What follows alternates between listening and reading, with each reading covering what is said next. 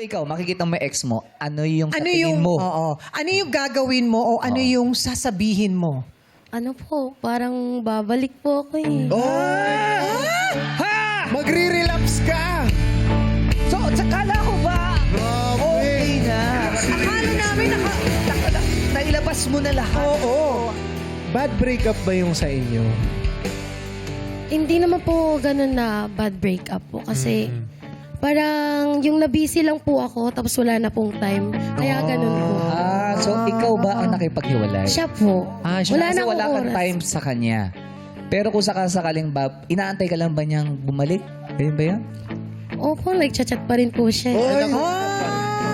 May communication Meron pa po pala pala. eh. Opo. Tsaka ano naman, wala naman silang bad blood eh. Oo. Yun yung Parang masakit wala naman doon. eh, no? Oo. Nawalan. Paano pag ganun, Darren, pag nawalan ng time?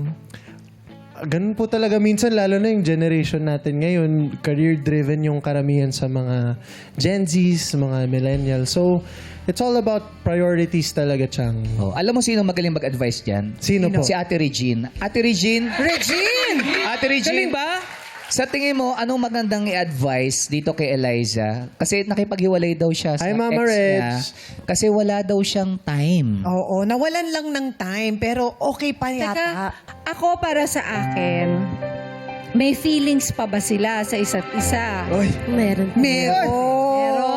Meron. Sa tingin mo, may chance na magkabalikan pa? Meron pa din. Meron! O sa paniniwala mo lang yun? Ay. Sa paniniwala mo lang ba yun? O tingin mo meron pa talaga? Kasi nag-uusap pa rin sila. Meron pa daw. May Nag-uusap communication pa pa. eh. Eto yung tanong ko ha. Kasi, minsan baka paasa lang yung lalaki. Kasi bakit siya nakipaghiwalay? Alam mo, kung pinapaasa ka lang din, cut ties na. Para you can already move on. Kasi kung may feelings pa yung lalaki, di sana nakipagbalikan na. Yun. Kumbaga pinursu na siya dapat. Dapat pinursu Gusto ka pa na. nung lalaki. Oo, gusto pa nung lalaki, di sana nakipagbalikan na sa'yo. Pero yung ganun, yung pinapaasa ka lang, pero wala naman na. Sa akin kasi, black and white lang eh. Kung gusto ka, di nakipagbalikan na. Yes. Pero kung pinapaasa ka lang, kung sa akin kung ako yun, Oo. ayoko. Paano ba malalaman na Wala akong pakialam, Nararating lang kasi, Kuya Obi. Narating lang yan. Nagluto ng pananghalian. Binisita ka nga eh. Oh, Pero- yun yung Hindi, tanong. magandang Hindi, malaman gusto din ko natin. tanungin, Ay, paano, oh, yes. paano mo malalaman na hindi ka pinapaasa ng lalaki? Kasi kung ako yun, kung gusto pa ako, binalikan ako. Tama rin naman. Sa akin kung may intention pa, bakit tinatawag-tawagan ka lang? Bakit gano'n? Nagpapakyut-pakyut lang. Tapos, hanggang tanungin mo siya, ikaw ba may intention ka pang makipagbalikan sa akin? Ayun. Kung ang sagot sa'yo, kasi nag-iisip, wala na yun. Nasa ibang direksyon na siguro. Sa akin diretsuhin mo, ano bang intention mo para sa akin? Bakit tinatawag-tawagan mo pa ako? Kasi kung may feelings ka pa sa akin, kasi ako mahal pa kita, di magkabalikan na tayo. Pero kung ganyan, tinatawag-tawagan mo lang ako para kay Saan wag pa papunta na. to? Di ba? Oo, saan pa papunta to? Diretsahan. Hindi yung nagpapakyut-pakyut lang para malay mo may nililigawan ng iba yun. Huwag nga! Yun. Pinaiinit na ulo ko harap mo yan sa akin.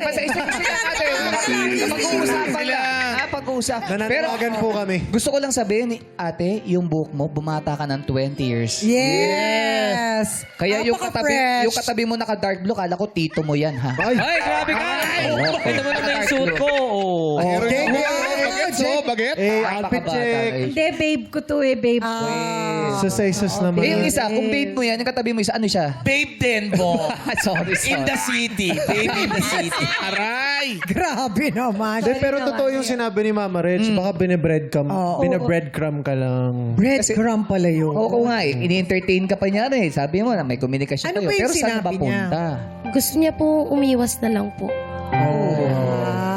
Kung gusto niyang umiwas, bakit nakikipag-chat O pa ba't siya? sumasagot siya sa mga chat mo? Opo, Diba? naguguluhan nga ako eh. Ayun. Sakasakay. Baka siguro, Parang sa dapat about time, bigyan mo na siya ng kalayaan. Oo, cut ties na talaga Oo. din. Kung para sa'yo, para sa'yo. Ayun. Tsaka 18 ka pa lang, marami ka pang makikilala. You have a lot of time, Eliza. Correct. Yes. Prioritize yourself muna and school. Tama naman. Oo, Yes, baka may advice pa. From Sino? our, Sino Sino? mag-advise Sino? pa? from our jurados. Okay. Kasi segue mo pala doon. Yeah. Okay.